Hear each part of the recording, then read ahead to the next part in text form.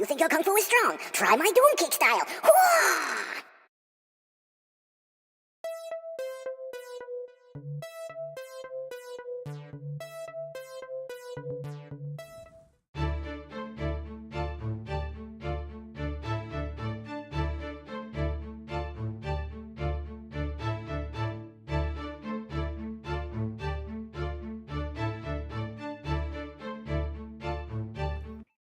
Alright, so we're back again. We're continuing our conversation of Grim the Executioner. Sure. So, Grim the Executioner, like I said, you never want to get, like, me personally, like I was telling you before, that I would buy multiples of the same character. But then you got other people, it's just like, well, we don't want the same thing over and over. Yeah. Right? For the figures. I mean, there's got to be some kind of Correct. reason for them to buy the single-carded figure instead of just a two-pack. Yes. Now, at that point, you're just throwing money away paying for cards for the figure that people might not buy. Correct. So Grim the Executioner on the card for Wave 3, okay, is going to actually come with the red head that you see underneath this, like underneath the garb that's over him, like I would consider the sap, but I don't know what you call it. And then and then it'll also come with the Joe Amato head. Yep. Okay. Which is wicked and has maggots crawling through it and all this stuff. Yeah, it's really wild. So they're going to interval. Yep. So when you receive it on the card, see, you might have it. I don't know how they're going to pack them, like, quite honestly. So I'm going to tell them to interval them, so one way or another. Yeah. So you're going to see. You might even see them with the sap off and laying in a package, and it's that Joe Amato head on there. I want to hang that up. I'll tell you that right now. But yeah. So the Grim the Executioner is going to come with the horse. It's not going to have the red head or have that head. Yep. It's going to have the white head sitting over here. Yep. It's the variant head. It's the skull head of one of my favorite figures, Skull Man. Okay, so you're going to have those colors basically. So in Wave 4. Moving forward to Wave 4, you see the colors of Slayer. Yep. You'll be able to remove that head and put that on there, and take your battle pack, because now your cape is in the battle pack, and put that in there. Wave 3 is going to have, as you can see in Ulysses' hand, he has the bow, which Craig again, we sit back and we can come up with these crazy things. The bow of conquest, the laser bow of conquest. Yep. Okay, and anybody that knows what that is, okay, because I'm not going to go into details with it, will know what I'm talking about. Okay. But yeah, the bow, his bow is actually going to be translucent. The battle pack bow is going to be black. So you're going to get the bow, and then you're also going to get the leg dagger, which is going to be the silver dagger. So in a battle pack, essentially, you're going to be able to create one of my favorite action figures growing up from just purchasing and getting all the different stuff together.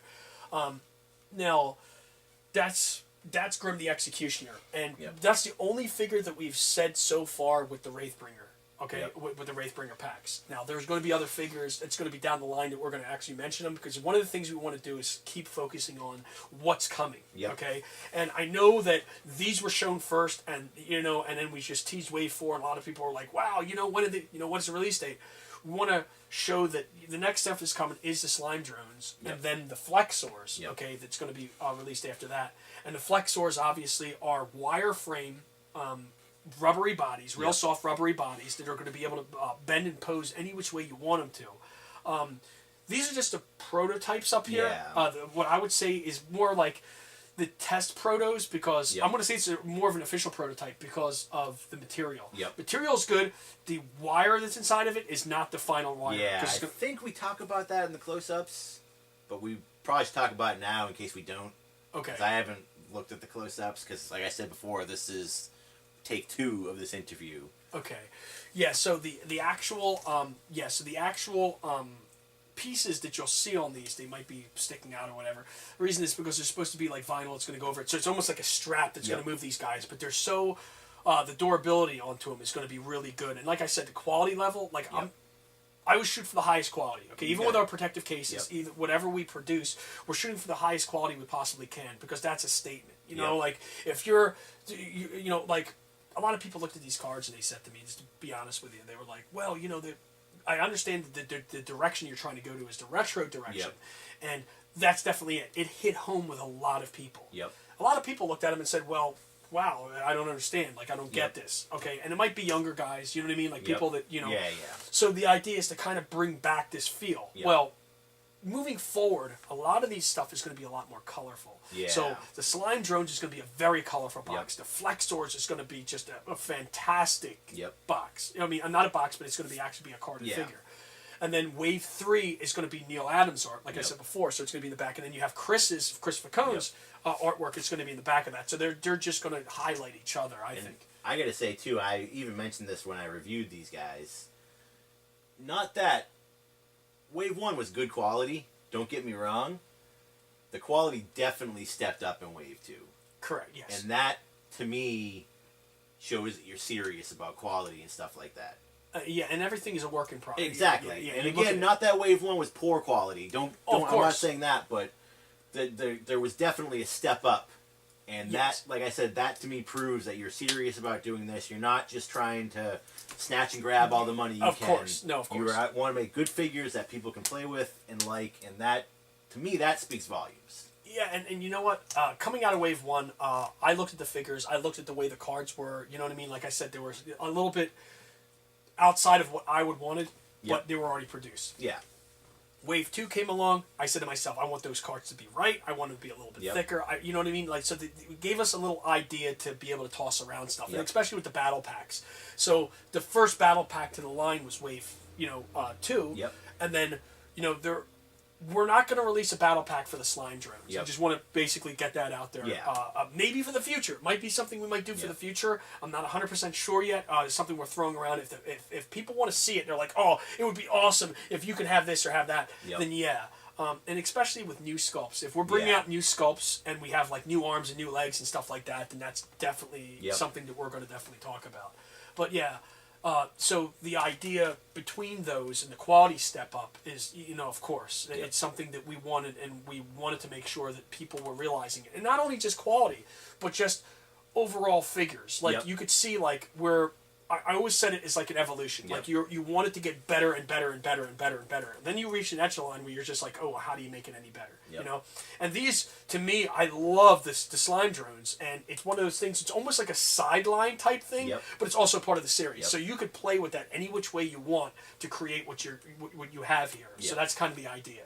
And real quick synopsis, real fast, because I know like with the slime drones too. The story with these guys is that there's Stygian swamps in the underworld, okay? And because people might be like, why is Hercules slimed? And why are these guys evil, right? Like, well, what is the deal with this? So after you see, like, the comic book, okay, for Wave 3, which is going to come out later. So I'll give you a real quick synopsis. Hercules is, he goes down to the underworld for a purpose, and he has to leave the underworld. On the way out of the underworld, you got these Stygian swamps. And these Stygian swamps, basically, once the slime gets on you, the sludge gets on you, you're basically fighting with yourself. Like, you have to get, you know what I mean? And what ends up happening is it puts you almost into a drone trance.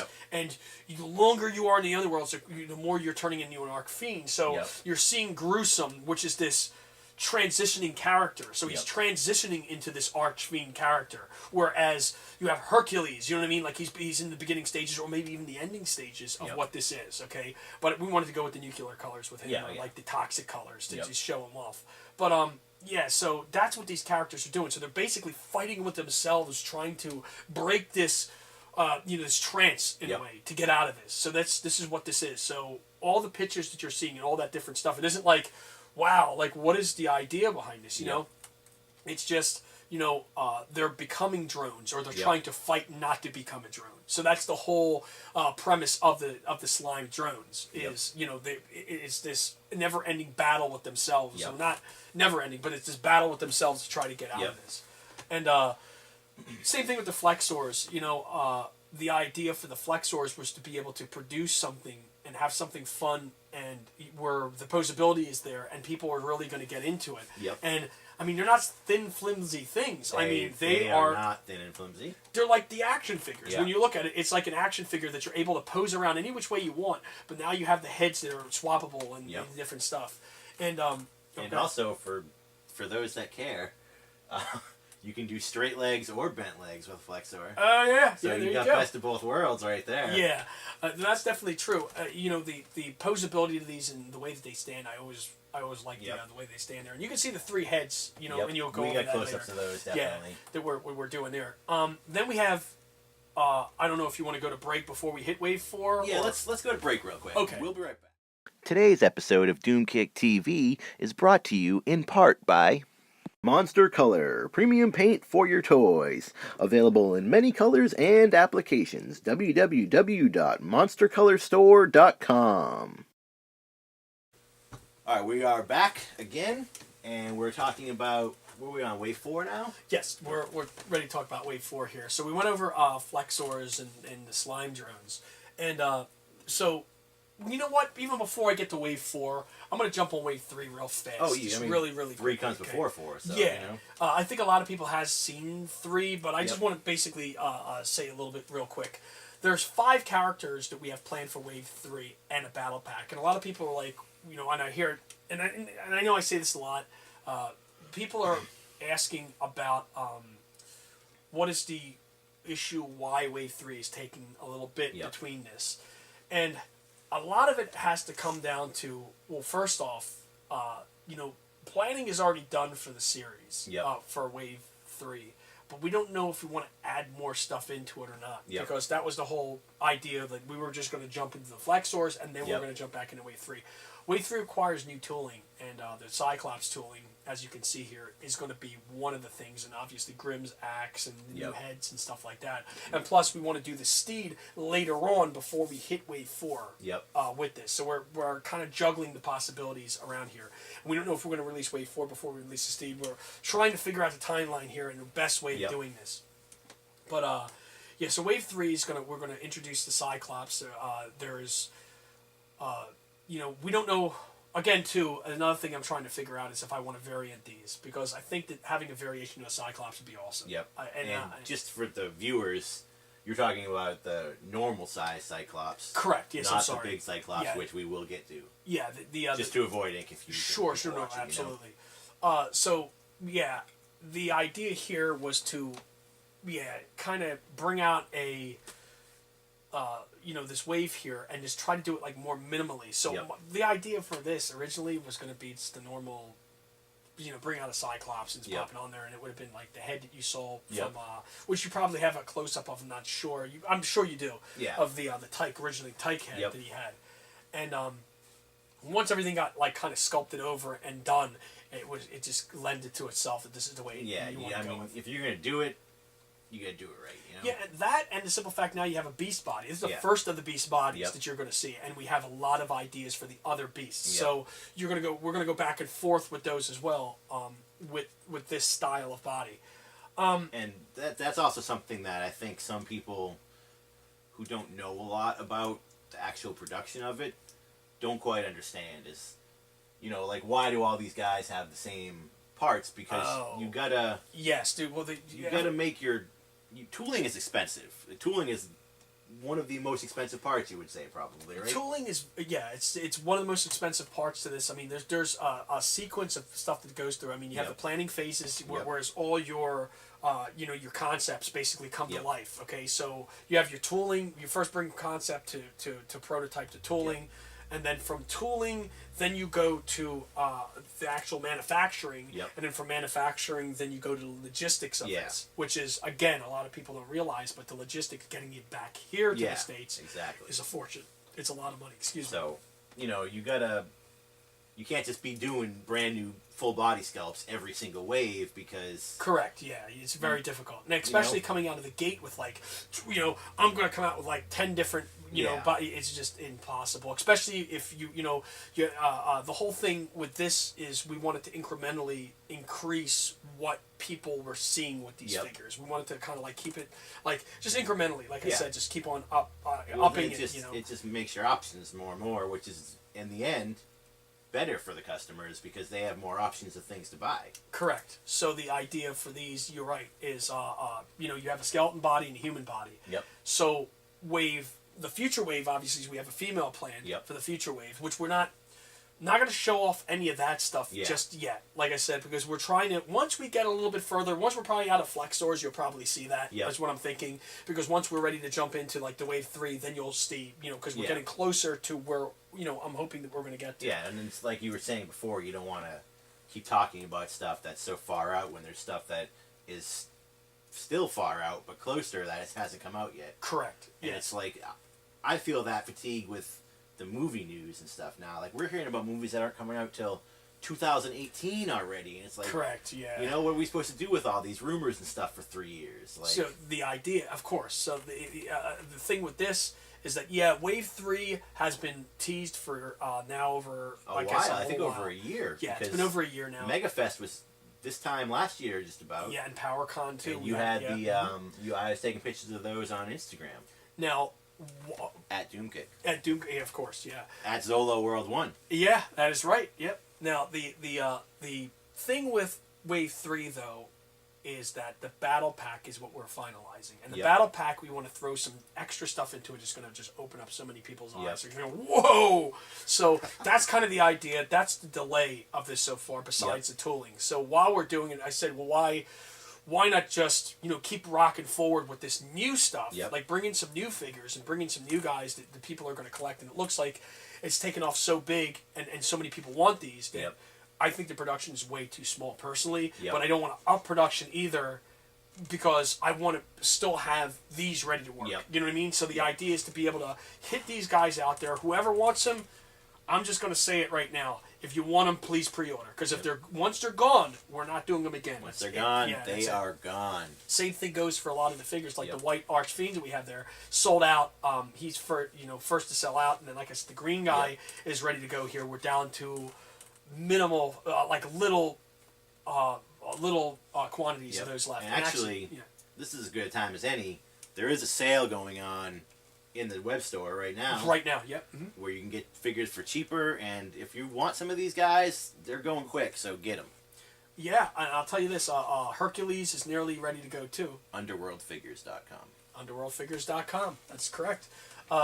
So, you know, and that goes for all the figures. Like, it isn't just for the Wave 1. I mean, all the figures are on sale. So if you want to get them, this is the time to do it. I mean, one of our biggest sellers in New York Comic Con was Arcturus, and we went through cases of them. And I was like, wow, so I got to check my quantities. And the glow on that is top notch. Yeah, the glow, actually, we wanted the best glow on the market with it. So that's one of the things. If you shine that guy, he's going to glow for a very long time.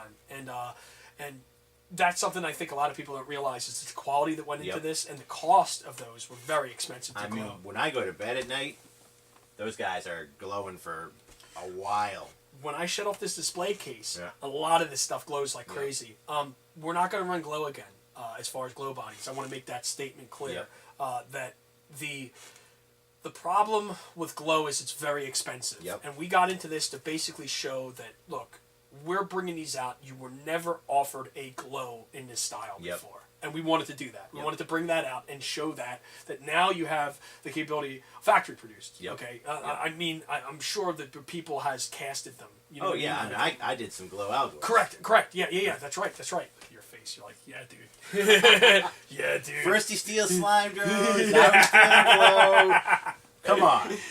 Yeah, right. So, he's in there. He's in there. There. He's in there. So, like, basically, the glow factory produced. It's the first time that's ever been, like, in this. I'm saying in this style. Okay. So we want to kind of do the same thing in the Wave 3. And introduce some new stuff that you wouldn't have had before. Like I said, with the Cyclops body, introducing new sculpts in the line. And Wave 4 actually has flocking, too. Wave 4 is the first pelted and flocked. Pelted and flocked. We want to basically, you know, because we want to, like, kind of make a few statements. One of them is, again, returning with a bendy. You know what I mean? Like, bringing something out that is not... hasn't been out in a long time. I mean, something cool and fun and you can get behind, you know what I mean? And I'm not just saying this just as, oh, wow, you know, Zolo is doing all this stuff.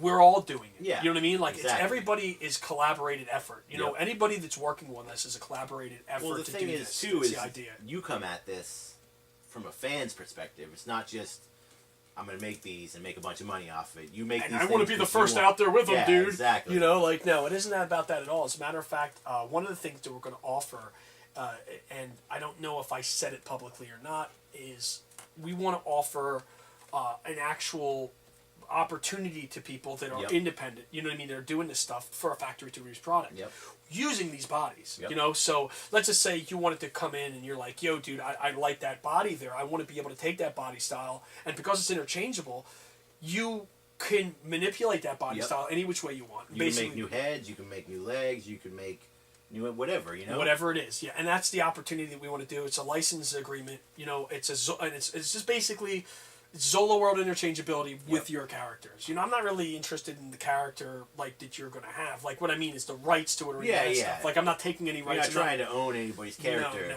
but you will own the tooling for the bodies. Well, the tooling for the bodies and everything like that. You've already paid for that. That's your property. That is the Zola World. Yeah, exactly. Zola World's property. And that's why it's going to say Zola World interchangeability.